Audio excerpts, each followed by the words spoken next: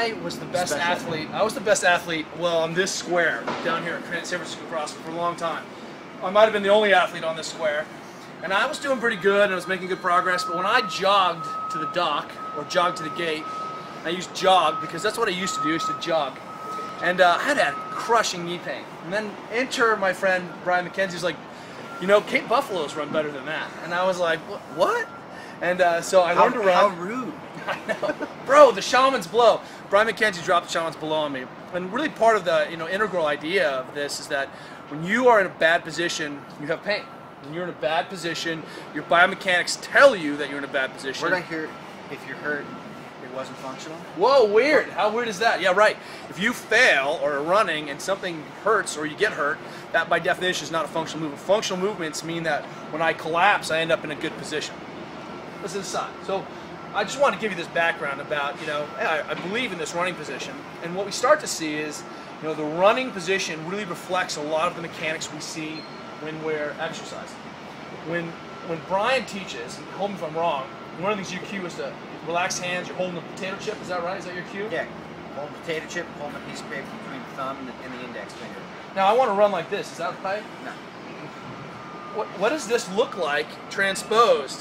What do we call this? Shoulder position. Hey, what's your what, bro? What's your Fran time, bro? What? We call this the DB shoulder position, right? The Delta Bravo shoulder position. And we see this reflected all the time. When I have an athlete who cannot externally rotate that position, because this is, in Shavasana, come on in if you're getting a weird shadow.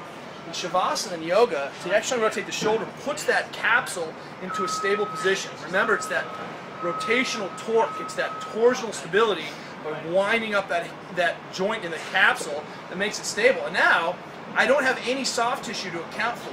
I'm not having to bounce up and down. My tissues aren't getting loaded for every time I take a step. And so what ends up happening is I get snug and I get a lot more of energy transfer.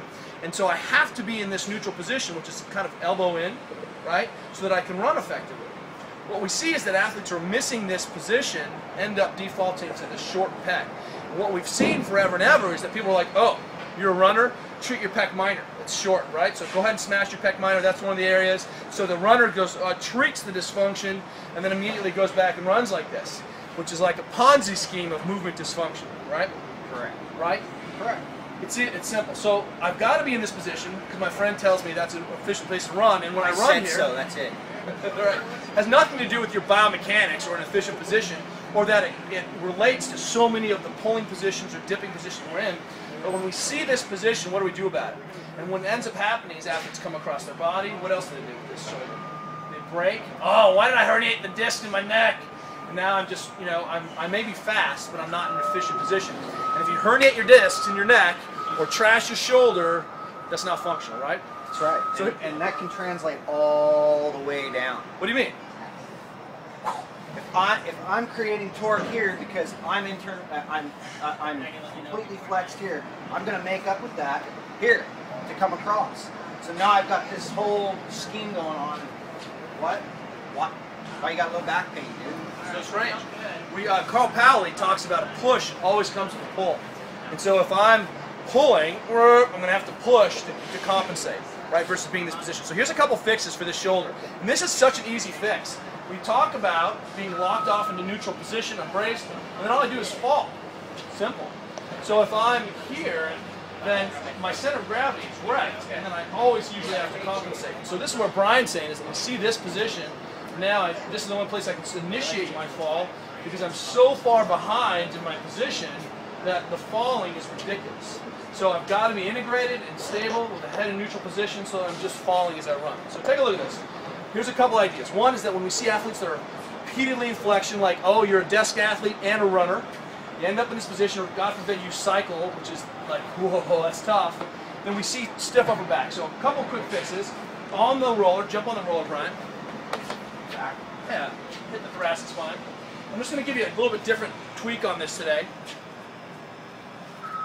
One, if I have a super friend, big wind up, and my friend is working with me, I can press right through his elbows. I'm just giving him some pressure, but he's always in charge. What's the safe word?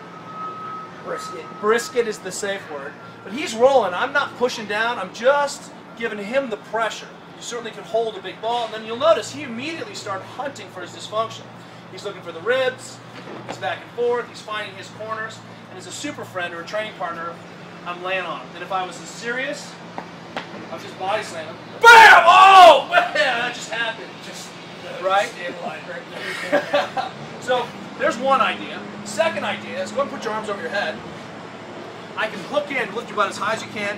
Now, typically what we try to do is we anchor here and we mobilize from the top. This time we're going to go from the top down. So Brian can lift his butt up really high. I just grab his elbows, and then he can lower his butt on top, and drag into that other position. Another way to work for an extension, and this is just from the other side. Very, very, very simple. Okay, so now we proved some ideas. 2 minutes of minimum therapeutic dose.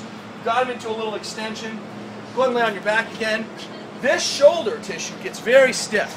And certainly, go ahead and pop off this for me. On your back. That shoulder tissue gets stiff. We need to work on that internal rotation. Barbell goes here. Go ahead and place that leg over the barbell. Now, he can go ahead and just tack through this anterior delt and through the bicep, which gets short. One of the things, what? What, dude? When we see athletes in these positions repetitively microloading, the tissues get stiff, trying to protect that position. If you want to undo the stiffness, let's take advantage of your full mechanics out of those kind of more rigid soft tissues, like the capsule, but still, run 100 miles and tell me you're not going to be stiff. It's impossible not to kind of have those compromises. So just anchoring across, Brian can put this exactly where he needs it. You're doing crazy horse eye on me. Nice. And now we've got a couple easy fixes. We've got a couple easy fixes to work on why I'm wearing this position. I improved that thoracic positioning, and I dealt with this lack of internal rotation, which is why my shoulders came forward in the first place. Make sense? Makes total sense. Because when you see people run, they're like, why don't you just run like this? What is the problem? And the problem is people can't get into the position. Restore position, restore function, improve position, improve function, right? Bam, that just happened.